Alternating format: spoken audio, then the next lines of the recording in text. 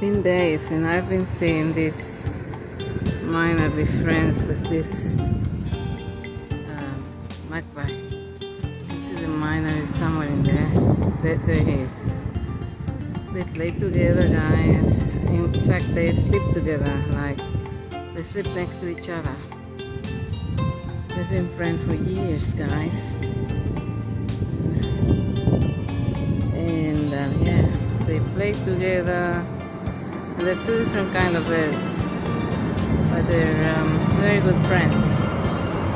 They eat together. They, cuddle together during winter time. There's the partner of that little one. How cute.